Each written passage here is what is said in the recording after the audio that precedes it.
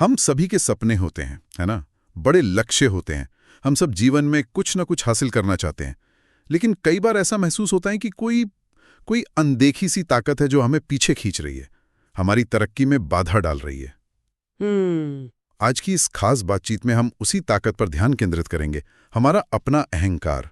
और इसके लिए हम रायन हॉलिडे की बहुत ही चर्चित किताब ईगो इज द एनिमी, यानी अहंकार ही दुश्मन है, के विचारों को समझने की कोशिश करेंगे। हाँ, और ये किताब एक बहुत ही गहरा सवाल उठाती है। क्या हमारी सबसे बड़ी लड़ाई बाहरी दुनिया से है या फिर खुद हमारे अंदर ही बैठी उस चीज से है जिसे हम अहंकार कहते हैं? सही कहा। अहंकार यानी अपने महत्व का एक जरूरत से ज्यादा एक अस्वस्थ विश्वास।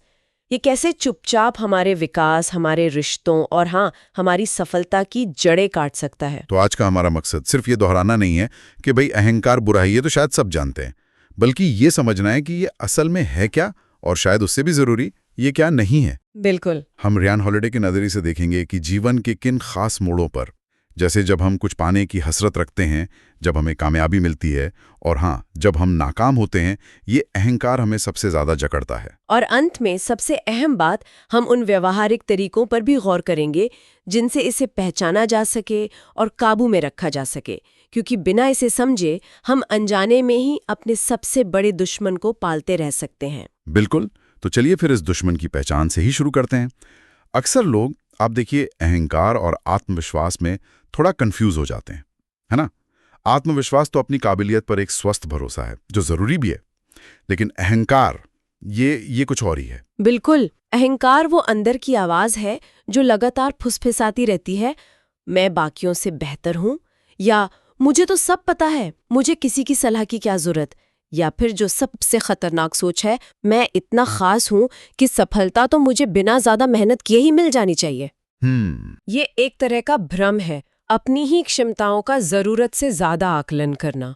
और यही भ्रम हमें आगे बढ़ने से कैसे रोकता है? मतलब ऐसा क्यों है कि रायन हॉलिडे इसे दुश्मन मानते हैं? इतनी बड़ी बात। क्योंकि ये हमें सीखने से रोकता है। सीधा सा जवाब है। जब हमें लगता है कि हमें सब पता है, तो क्या होता है, हम सुनना बंद कर देते हैं, है ना? सवाल पूछना बंद कर देते हैं, नई चीजें आजमाना बंद कर देते हैं। हाँ, बिल्कुल। ये हमें किसी भी तरह की प्रतिक्रिया या आलोचना के प्रति बहरा बना देता है। जैसा कि हॉलिडे कहते हैं, बहुत अच्छी तरह से कहा है उन्होंने, अहंकार उसका दुश्मन है जो आप चाहते हैं और जो आपके पास है। वाह।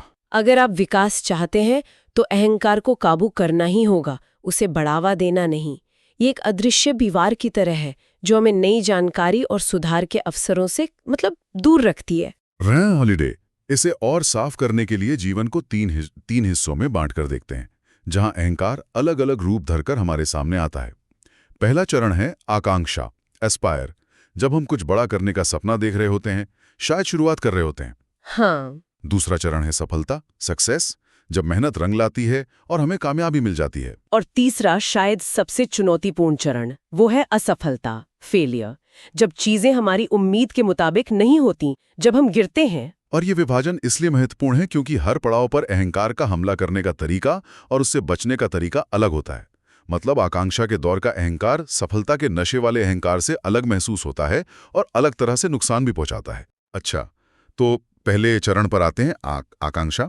जब कोई युवा है या किसी नए फील्ड में जा रहा है, ऊर्जा से भरा है, बड़े सपने देख रहा है, यहीं पर अहंकार, जैसे आपने कहा, फुसफुसाता है।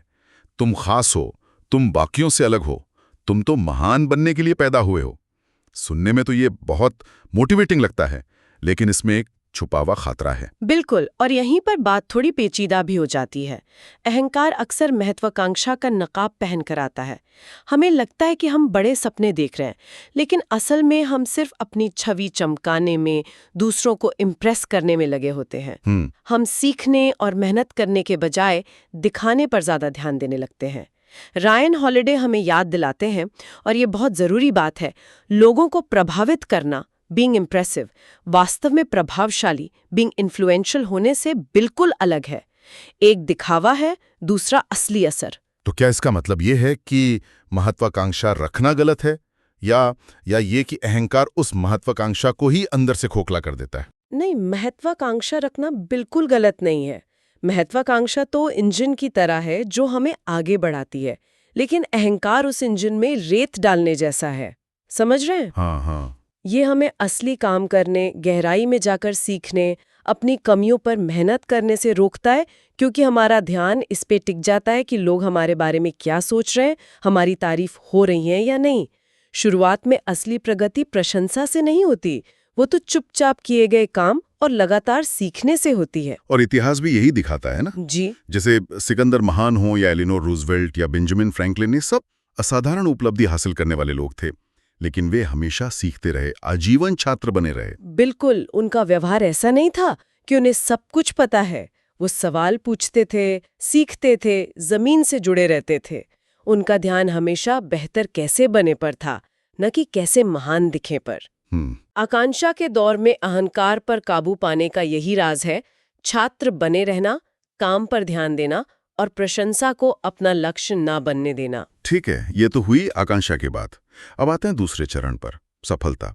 मान लीजिए शुरुआती संघर्ष कामयाब रहा, मेहनत रंग लाई, पहचान मिल गई, लोग तारीफें कर रहे हैं, ऐसा लगता है कि अब तो सब कुछ हासिल कर लिया, अब आराम से बैठ सकते हैं। और यहीं, जैसा कि हॉलिडे बताते हैं, अहंकार अपने सबसे खतरनाक रूप में सामने आता है। सफलता एक नशा है, और इस नशे में हमें लगने लगता है कि हम अजेय हैं, हमें और सीखने या बदलने की जरूरत ही नहीं है। हाँ, ये होता है। हम फीडबैक को व्यक्तिगत हमला समझने लगते हैं, सलाह देने वालों को नासमझ मानने लगते हैं, और धीरे धीरे ऐसे लोगों से घिर जाते हैं जो सिर्फ हमारी हाँ में हाँ मिलाते हैं। लेकिन जब सब आपकी तारीफ कर रहे हो, जब आप वाकई शिखर पर हो, तब विनम्र रहना या अपनी कमियों को देखना तो बहुत बहुत मुश्किल होता होगा। ये तो शायद मानवीय स्वभाव के खिलाफ लगता है। असल में ये कैसे किया जा सकता है? हाँ, ये वाकई मुश्किल है।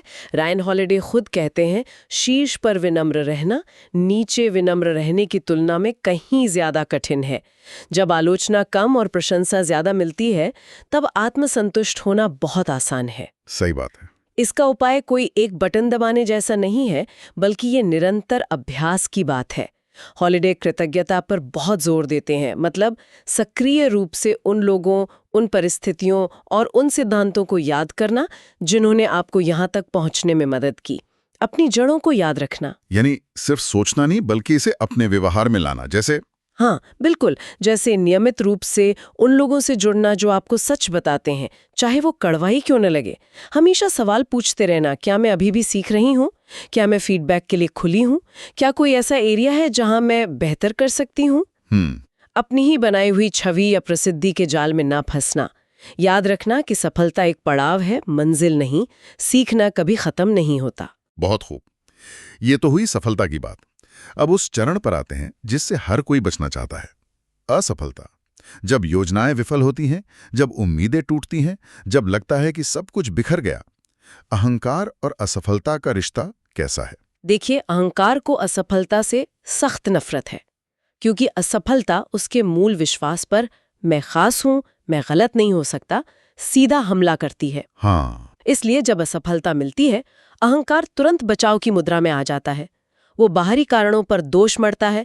अरे हालात खराब थे, लोगों ने साथ नहीं दिया, मेरी तो किस्मत ही खराब थी। बहाने। हाँ, बहाने। वो अपनी गलतियों को स्वीकार करने से इनकार करता है, जिम्मेदारी लेने से कतराता है। उसकी पहली प्रतिक्रिया होती है गुस्सा, शर्म या दूसरों पर आरोप लगाना। अहंकार चीखता है, यह मेरे साथ अन्याय हुआ, या मैं इस लायक नहीं था। बिल्कुल। जबकि विनम्रता, जो अहंकार के विपरीत है, वो इस स्थिति को बिल्कुल अलग तरह से देखती है। वो कहती है, ठीक है, ये हुआ, ये तकलीफदेह है, लेकिन अब मैं इससे क्या सीख सकती हूँ? अगली बार क्या अलग करना होगा? अच्छा। विनम्रता असफलता को अंत नहीं, बल्कि सीखने का एक जरूरी हिस्सा मानती है। ये उसे व्यक्तिगत हमले के बजाय एक जानकारी के तौर पर देखती है। रायन हॉलिडे एक बहुत गहरी बात लिखते हैं, मुझे याद आ रहा है। असली विफलता तभी होती है जब आप कोशिश करना बंद कर देते हैं, क्योंकि आपका अहंकार शर्मिंदगी बर्दाश्त नहीं कर सकता। यानी हार जाना उतना बुरा नहीं है जितना हार मानकर सीखने से इनकार कर देना। बिल्कुल, यही अहंकार की अंतिम जीत है। इतिहास गवाह है, हर महान वापसी की कहानी विनम्रता से शुरू होती है। जब कोई अपनी हार स्वीकार करता है, उसकी चीरफाड़ करता है, उससे सबक लेता है, तभी वो दोबारा उठ खड़ा होता है, पहले से ज्यादा मजबूत बनकर। असफलता हमें तोड़ सकती है या हमें गढ़ सकती है, ये इस पर निर्भर करता है कि हम अहंकार को बीच में आने देते हैं या नहीं। तो हमने आकांक्षा, सफलता और असफलता, इन तीनों चरणों में अहंकार के अलग-अलग चेहरों और खतरों को समझा। और सबसे बड़ा सवाल, इसे काबू में कैसे रखा जाए? रायन हॉलिडे इसके लिए क्या रास्ते सुझाते हैं? हॉलिडे कुछ सदाबहार लेकिन बेहद शक्तिशाली सिद्धांतों की बात करते हैं जो किसी भी चरण में लागू होते हैं। पहला और शायद सबसे महत्वपूर्ण है, हमेशा एक छात्र बने रहें। हमेशा छात्र? हाँ, कभी ये ना सोचें कि आपने सब कुछ सीख लिया है। दुनिया बदल रही है, ज्ञान बढ़ रहा है, हमेशा सीखने के लिए कुछ नया होता है। जिस क्षण सीखना बंद, उसी क्षण विकास भी बंद। सही है। दूसरा सिद्धांत क्या है? दूसरा है कम बोलें, ज्यादा करें। अपनी ऊर्जा बड़ी बड़ी बातें करने, शेखी बघारने या दिखावा करने में बर्बाद ना करें। अपना ध्यान काम पर लगाएं। आपके परिणाम खुद आपकी कहानी कहेंगे, है ना? काम बोलता है, अहंकार शोर मचाता है। और जमीन से जुड़े रहने की बात भी आती है इसमें। हाँ, तीसरा सिद्धांत है जमीन से जुड़े रहें। अपनी जड़ों को, अपनी शुरुआत को याद रखें। उन लोगों के प्रति कृतज्ञ रहें जिन्होंने आपकी मदद की। सफलता को सिर पर ना चढ़ने दें और असफलता को दिल पर ना लें। एक संतुलन बनाए रखें। आलोचना का सामना करना भी एक अहम पहलू लगता है। बिल्कुल। चौथा सिद्धांत है आलोचना को स्वीकारें बल्कि उसका स्वागत करें। फीडबैक या आलोचना को व्यक्तिगत हमले के रूप में न देखें। ये सुधार के लिए मिला एक तोहफा है, एक दिशा सूचक है। इससे सीखने की कोशिश करें, भले ही वो सुनना थोड़ा मुश्किल लगे। और आखिरी सिद्धांत जो शायद इन सबको एक धागे में पिरोता है। हाँ, पांचवा सिद्धांत, तालियों के बजाय उद्देश्य पर ध्यान दें। वो काम करें जो वास्तव में मायने रखता है, जिसका आपके लिए कोई गहरा अर्थ या उद्देश्य हो। सिर्फ वो करने से बचें जो आपको लोकप्रिय बनाएगा या जिससे आपको प्रशंसा मिलेगी। खुद से पूछना जरूरी है कि आप ध्यान खींचने के लिए काम कर रहे हैं या वास्तविक प्रगति के लिए। ये सवाल बहुत महत्वपूर्ण है। क्या हम ध्यान आकर्षित करने के लिए जी रहे हैं या प्रगति के लिए? लेकिन असल जिंदगी में ये फर्क करना कई बार काफी मुश्किल हो जाता है। कैसे पता चले कि हमारा मकसद उद्देश्य है या सिर्फ अहंकार की तुष्टि? ये निरंतर आत्मनिरीक्षण की मांग करता है। मतलब रुककर खुद से पूछना पड़ता है। हॉलिडे कहते हैं, अहंकार ध्यान चाहता है, उद्देश्य प्रगति चाहता है। तो खुद से पूछें, क्या मैं यह इसलिए कर रहा हूं क्योंकि यह मेरे मूल्यों से मेल खाता है, या सिर्फ इसलिए कि इससे मेरी छवि अच्छी होगी? अच्छा। क्या मैं प्रक्रिया का आनंद ले रहा हूं या सिर्फ अंतिम परिणाम और उससे मिलने वाली प्रशंसा का इंतजार कर रहा हूं? क्या मैं कठिन प्रतिक्रिया सुनने को तैयार हूं या सिर्फ तारीफ सुनना चाहता हूं? ये सवाल हमें सही रास्ते पर रखने में मदद करते हैं। रायन हॉलिडे अपनी किताब में इन सिद्धांतों को समझाने के लिए कुछ वास्तविक जीवन के उदाहरण भी देते हैं, है ना, जो दिखाते हैं कि अहंकार कैसे बना सकता है और कैसे बिगाड़ भी सकता है। हाँ, और ये उदाहरण बहुत प्रभावशाली है। एक तरफ वो अरबपति जीनियस हॉवर्ड ह्यूज की कहानी बताते हैं। ह्यूज के पास असाधारण प्रतिभा थी, संसाधन थे, सब कुछ था, लेकिन उनका अहंकार, उनका अकेलापन, उनका दूसरों पर अविश्वास इतना बढ़ गया कि वो बाहरी दुनिया से पूरी तरह कट गए और अपनी ही बनाई एक मानसिक जेल में कैद होकर रह गए। उनकी प्रतिभा बेकार चली गए। कितनी दुखद बात है। और दूसरी तरफ किसका उदाहरण है? दूसरी तरफ वे वॉशिंगटन पोस्ट की प्रकाशक कैथरीन ग्राहम का उदाहरण देते हैं। उनके पति की मृत्यु के बाद जब उन्हें अचानक एक बड़े मीडिया साम्राज्य का नेतृत्व संभालना पड़ा, तो उनमें आत्मविश्वास की बहुत कमी थी, लेकिन अहंकार बिल्कुल नहीं था। उन्होंने विनम्रता से सीखा, विशेषज्ञों की सुनी, कठिन निर्णय लिए और अंततः पत्रकारिता जगत की सबसे सम्मानित और प्रभावशाली हस्तियों में से एक बनी। उन्होंने अहंकार पर विनम्रता से विजय प्राप्त की। हाँ, एक और दिलचस्प उदाहरण है NFL के महान कोच बिल बेलिचिक। वो मीडिया में अपनी कम बोलने वाली और कभी-कभी थोड़ी रूखी सी छवि के लिए जाने जाते हैं। हाँ, लेकिन उनका पूरा ध्यान हमेशा अपने काम पर रहता है। खेल की रणनीति, टीम की तैयारी, प्रदर्शन में सुधार, इसी पर केंद्रित रहा है। वे व्यक्तिगत प्रसिद्धि या मीडिया की चकाचौंध से बिल्कुल दूर रहते हैं। सही है। उनका मंत्र साफ है, काम पहले, बाकी सब बाद में।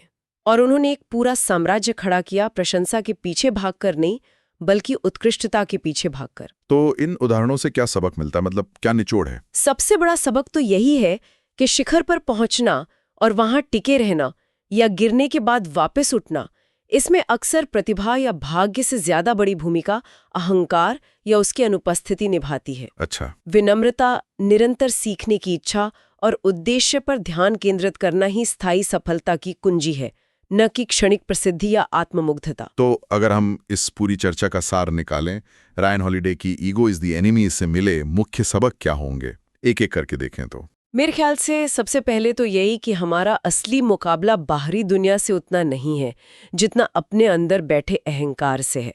ये अदृश्य दुश्मनी सबसे खतरनाक है। दूसरा, जब हम कुछ पाने की आकांक्षा कर रहे हों तो छात्र बने रहना और काम पर ध्यान केंद्रित करना जरूरी है, न कि दिखावे पर। बिल्कुल। तीसरा, जब सफलता मिले तो जमीन से जुड़े रहना, कृतज्ञता दिखाना और सीखते रहना महत्वपूर्ण है। सफलता को अंत न समझें। चौथा, जब असफलता का सामना हो तो भावनाओं में बहकर दोषारोपण करने के बजाय शांत रहकर उससे सीखने की कोशिश करें। असफलता एक शिक्षक है ना? बिल्कुल, एक बहुत जरूरी शिक्षक। पांचवा, जीवन के हर मोड़ पर हमेशा छात्र बने रहें। कभी ये गुमान न पालें कि आपको सब पता है। जिज्ञासा को जिंदा रखें। और छठा, शायद सबसे जरूरी, अपने जीवन का मार्गदर्शन गर्व या प्रशंसा की इच्छा से न होने दें, बल्कि अपने उद्देश्य और मूल्यों से करें। वो करें जो सही है, न कि वो जो आसान या लोकप्रिय है। हाँ, और रायन हॉलिडे इसे बहुत खूबसूरती से समेटते हैं जब वो कहते हैं, जब हम अहंकार को हटा देते हैं तो हमारे पास वो बचता है जो वास्तविक है। क्या बात है। हमारी असली क्षमता, हमारे सच्चे रिश्ते, हमारा सच्चा स्वरूप। अहंकार एक पर्दा है जिसे हटाने पर ही सच्चाई नजर आती है। तो अगली बार जब ऐसा महसूस हो कि आप दुनिया के शिखर पर हैं, अजय हैं, सब कुछ आपकी मुट्ठी में है, तो एक पल रुक कर सोचें, कहीं सफलता का नशा अहंकार को तो नहीं पनपने दे रहा। याद रखें, सफलता अंधा कर सकती है। बिल्कुल। और अगली बार जब पराजित महसूस हो, जब लगे कि सब कुछ खत्म हो गया है, हार मान लेने का मन करे, तो भी एक पल रुकें। याद रखें, विनम्रता में फिर से खड़े होने की ताकत छिपी है। अहंकार दुश्मन है, लेकिन आत्म जागरूकता और विनम्रता इसे हराने के सबसे शक्तिशाली हथियार हैं।